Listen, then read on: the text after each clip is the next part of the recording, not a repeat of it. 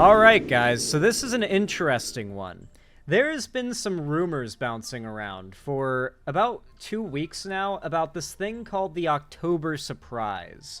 Now, it originally was in reference to a surprise that Kamala Harris would be receiving, but a little after that, the word started to be used to discuss, or I should say the term, started to be used in reference to something that would drop on Trump.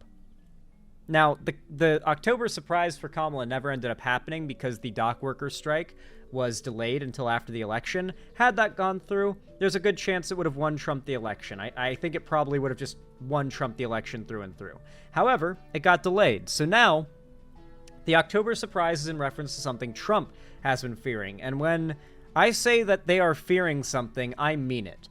There is, out of nowhere, just been a massive rise in content creators on the right getting out in front of something. Obviously, on the left, there's been echoing rumors of something big coming out, but from the right, they've been immediately getting out in front of it saying that an AI-generated video of Trump is in the works and is going to be passed around, and already preempting their fans not to take it seriously by calling it AI before it even comes out. So, these are the links I tried to send you? Yeah, there were the wrong links before. Okay, yeah, page not found. Yeah, I don't... Slashy. Oh, does this work now? Social media is made for... Okay, good memes. Anyway, as I was saying, the October surprise, big thing. Everyone's been talking about it, but what is it? Like, what is it that could possibly, in the next couple weeks, come out and destroy Trump's reputation? Or at least hurt it enough that it's a big shock to their side. Enough that the Republicans are preempting claims of it being fake. Well, supposedly it's out now. Politico put out a article called, "So is this the October surprise?" Because we kind of don't know. It could still be coming out. It could be this. We don't know. It could be tomorrow we find out what the October surprise is, and we know it when we see it. But here's the situation. We're 13 days out from the election, and Vice President Kamala Harris's campaign believes it has its October surprise. After John Kelly, Donald Trump's longest-serving chief of staff, warned in a pair of interviews published Tuesday that his former boss met the definitions of a fascist and was certainly an authoritarian, the Harris campaign did everything it could to make sure those comments stuck. Harris, who had planned to spend the morning at the Naval Observatory preparing for her CNN town hall, added unplanned remarks to her schedule. A 3-minute speech from a lectern outside her front porch, or her front door, that was carried live by all the cable networks and will almost certainly be part of all the major evening newscasts. Donald Trump is increasingly unhinged and unstable. Well, actually, let's just find the original, because I watched this this clip earlier today, so I'm just going to find the video clip of Kamala Harris here.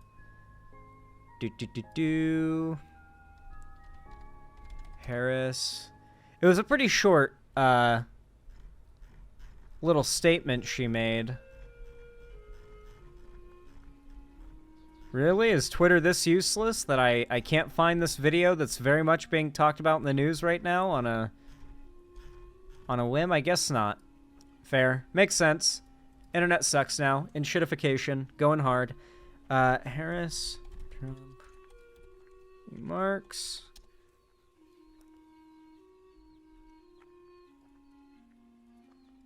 You guys know how it is. Way too much to ask of any news outlet to include the video it is reporting on in their article. It's a lot of work. It's so hard. It's so difficult. It's practically impossible, guys. You gotta understand.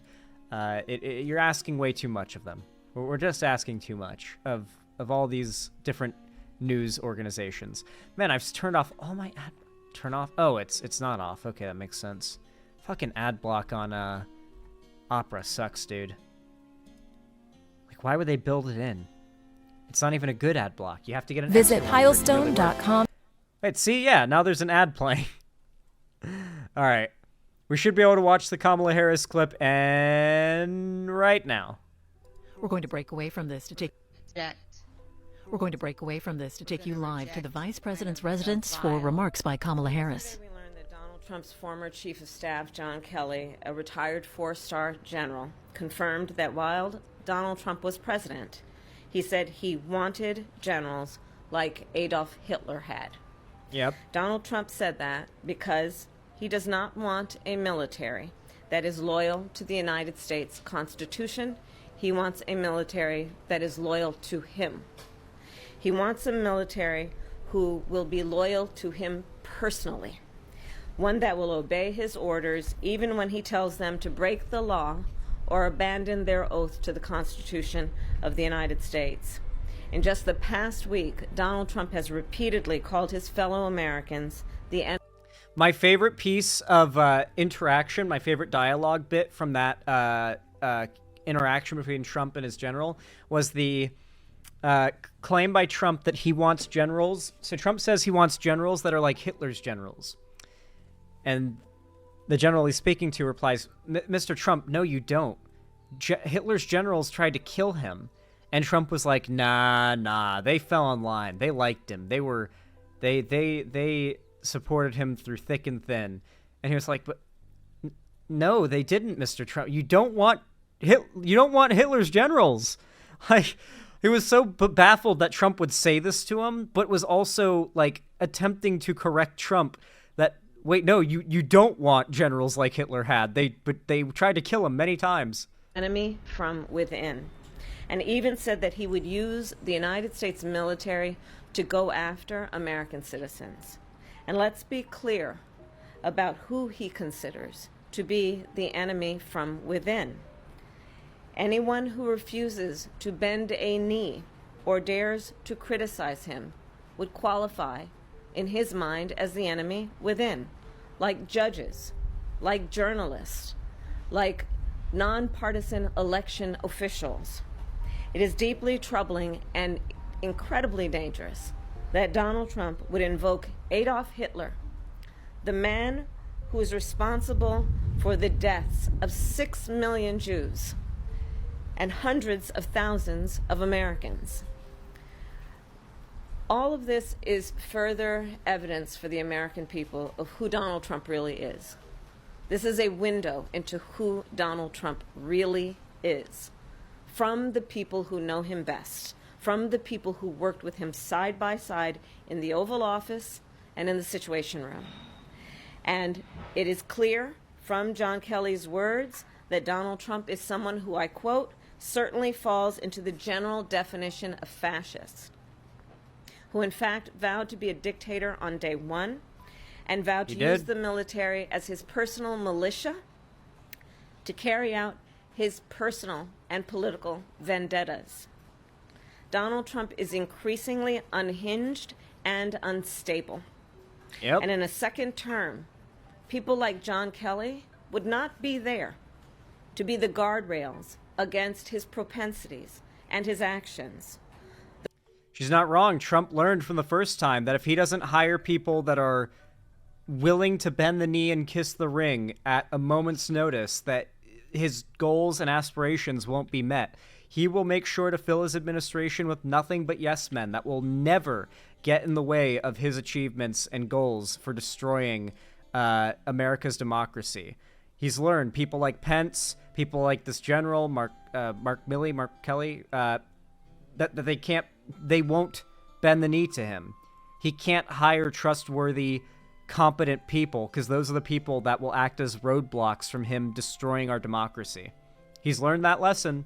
He won't make the same mistake twice, trust me. Those who once tried to stop him from pursuing his worst impulses would no longer be there, and no longer be there to rein him in. So the bottom line is this. We know what Donald Trump wants. He wants unchecked power. The question in 13 days will be, what do the American people want? Thank you.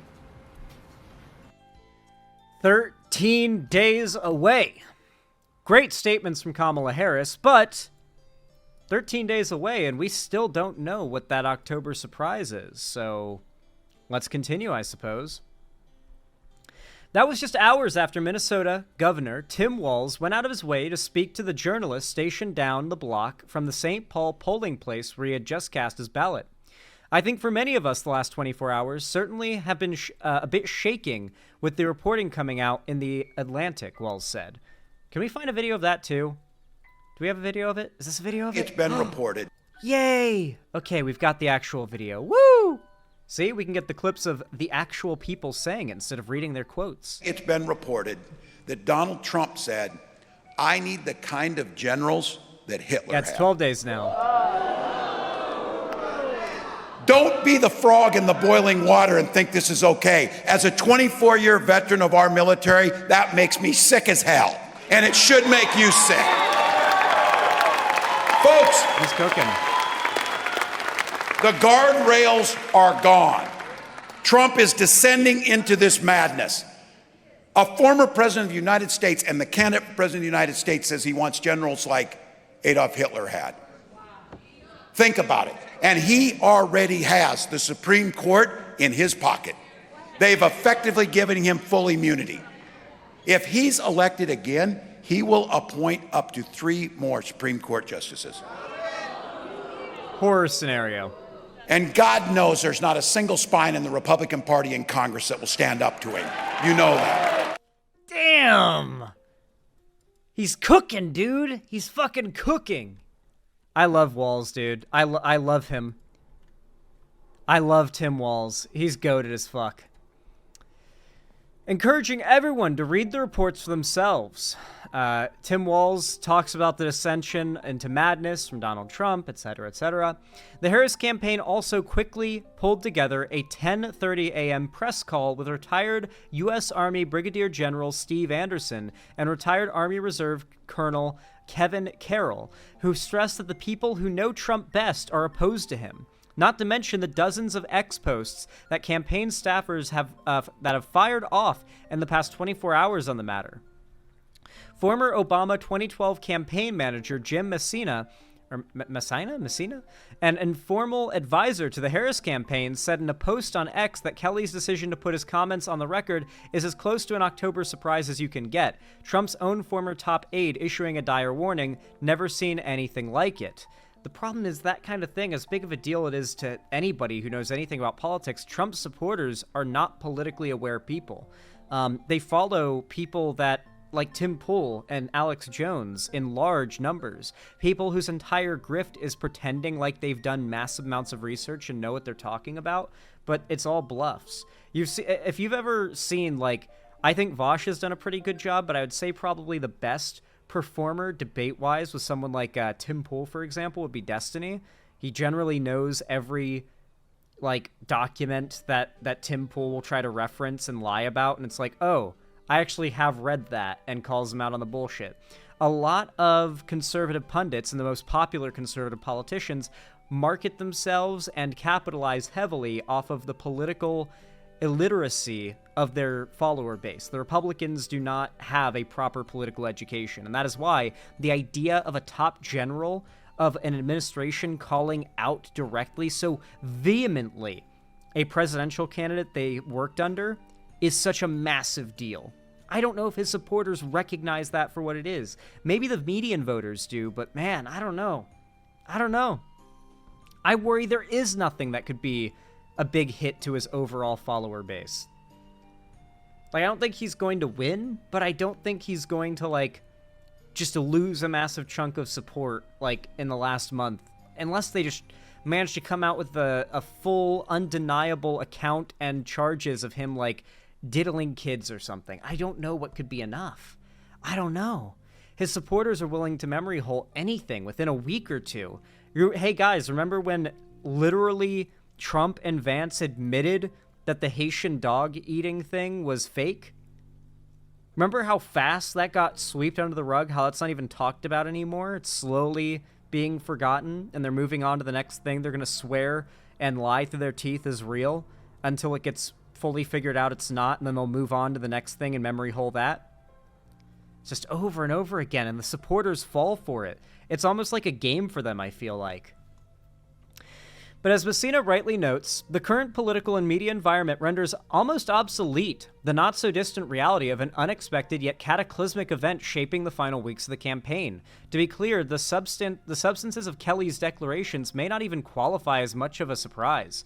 Trump's admiration for strongmen and even the Nazi regime, based on similar background attestations from Kelly, and other generals and former Trump cabinet members have already been described in news articles and books on his presidency. In the closing days of this campaign, Trump himself has spoken repeatedly of the enemy within, presaging a dark future of possible purges and who knows what else. Like Trump is proudly screaming these things.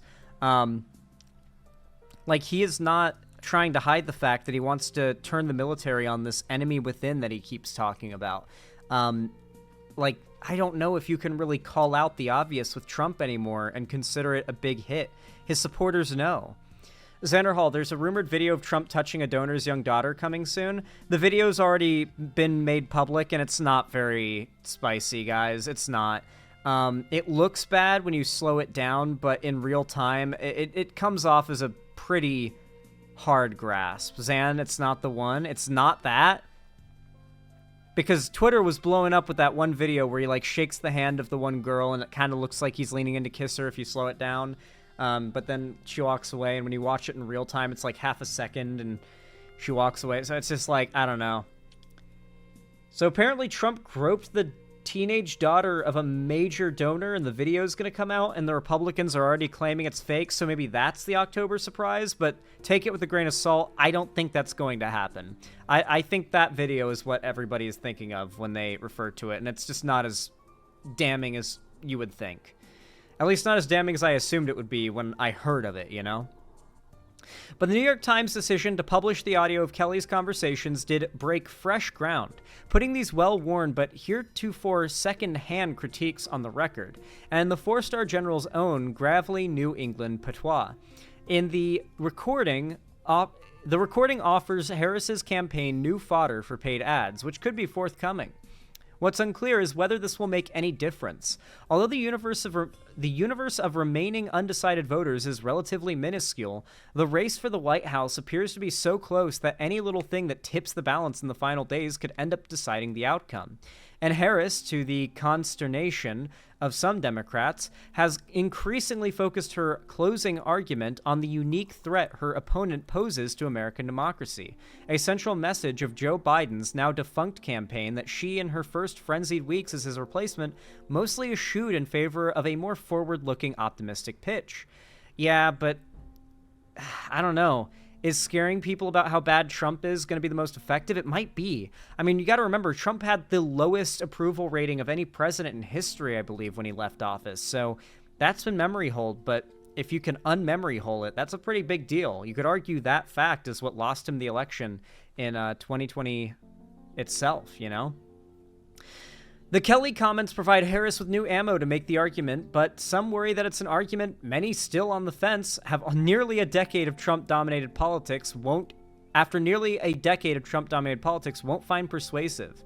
And the more time the vice president and her campaign spend talking about Trump, the less time they can devote to outlining her own policy goals and rebutting Trump's caricatures of her as a failed border czar, and San Francisco liberal intent on pushing the country even further to the left.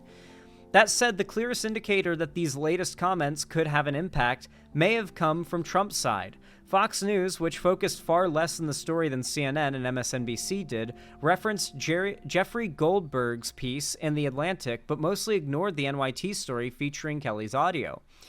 And Trump's running mate, J.D. Vance, opted not to take questions from the national reporters traveling with him in Nevada, a shift from his typical accessibility. I'm sorry, I have major mushmouth right now. So yeah, it looks like this might not be it, but if it is, then that's really disappointing. I really don't know if these median voters can be swayed. I really don't know. I think they're just going to make their decision by doing eeny, meeny, miny, mo on their ballot when they go in to vote, if they vote at all. It's really just insane to me how many Americans are still undecided. How can you still be undecided? the fact is, the right loves undecided voters. A voter, any vote that isn't for the Democrats is a vote for the Republicans. And even the Republicans notice this. So even if they can't win votes for themselves, if they can take the Democratic nominee down with them for a voter, that's ideal. Like, a non-voter is more valuable to the Republicans than, I mean, even dedicating a ton of work to getting someone to stop voting for Kamala and to vote for Trump instead. People just not voting at all is pretty valuable to the Republicans, because a vote for not Kamala, or a vote that is not for Kamala is a vote for them, even if it's no vote. And they know that. It's the same thing I've been saying for a while now, why you need to vote blue no matter who, because if you just don't participate in voting, you've basically just cast your vote for the Republicans. A non-voter is not the same as an undecided voter. No, Jake Lind, I know that. What I'm saying is the Republicans love undecided voters. If they can get people to just essentially believe that there is no difference between the candidates, this idea that, like, all politicians are scumbags across the board, it's all equal, why even take part in voting? And not in, like, the weird, like, lefty way, but in that, like, libertarian, I don't get involved with the government because I don't like it or trust it way, and my vote doesn't matter anyway type mindset. Conservatives love that. That toxic, I don't want to get involved with voting because my vote doesn't matter anyway mindset helps the Republicans, because it's not a vote for Harris, it's a non-existent non-vote. It's still more beneficial for them than it is for the Dems. Releasing such a video might damage Trump, but might turn the young woman into a target for the MAGA base. That's true, Dead Meat, Zukalik. They would attack the young girl that Trump, like, groped as revenge for Trump having done that and it harming his chances of winning it all. I don't know, man. This election's gonna be fucking crazy, guys. I'm really excited for it to just be done at this point, because I'm getting more stressed over it day by day. Like, there's days where I wake up and I feel like Trump is, like, destined to win. There's days where I wake up and it feels like Harris is gonna have it in the bag. It's just, man, the way the election looks like it might go swings back and forth every day, and I feel like that's kind of the media's intent. Like, once again, I've said this before, but every source claiming it's going to be a close election makes more money from it being a close election. I really hope we find out it wasn't anywhere near as close as we thought on election day when the results come in, and we can finally know that these claims of this sort of, like, fear-mongering about every coming election isn't necessarily as trustworthy as you might think. Because if it is, then it means that there are still a lot of Americans who support Trump, and that's a scary thought. I'm hoping to see Trump's worst electoral performance ever. I'm hoping for him to get the least amount of votes he's ever gotten, to lose the election, and also the popular vote, just to get the least amount of votes he's ever gotten. I'm hoping for this to be his weakest performance. Anyway, with all that said, if you enjoyed this segment, please consider leaving a like down below. Every like is free. Every thumbs up pushes my content in the algorithm to new people in real time, forcing YouTube to do so, by the way. It really does help a lot, as does commenting down below to let me know what you think of the video, as it actually kind of compounds the benefit of every single thumbs up. And on top of that, you can subscribe and ring the bell icon to turn on all notifications so that YouTube actually tells you when I go live or upload a new video, if you didn't know that already, because if you don't, they won't. You can also follow my social medias, linked down below in the description if you want to see more stuff from me, and don't forget to join my fan Discord as well. It's the main hub of my community and fan base, and it's totally free to join. Once again, linked down below in the description. Weekly, I host gaming events, call-in streams, or watch parties in there. In fact, tomorrow night, I'm going to be hosting a watch party of the next 3 episodes of Season 1 of The Walking Dead. It's going to be a great time. We're getting into the spooky mood, getting all Halloween-moded, and, yeah, I also announce all my new upload streams and new videos there. So if you don't want to miss anything, make sure to join the Discord. It's where everything is going on. And finally, if you want to support me directly, help me keep a roof above my head and the lights on here at the Xander Hall studio, then consider donating, subscribing, or gifting a sub on my website, xanderhall.com/live, or supporting me financially through YouTube, Twitch, Streamlabs, Stream Elements, Patreon, or buying merch to the Streamlabs link down below. But regardless of how you support me, thank you so much for watching. I really appreciate it. It means so much. Even if you're a lurker and you're just watching segments, just on the side, not even saying anything, thank you for watching, and I hope to see you again.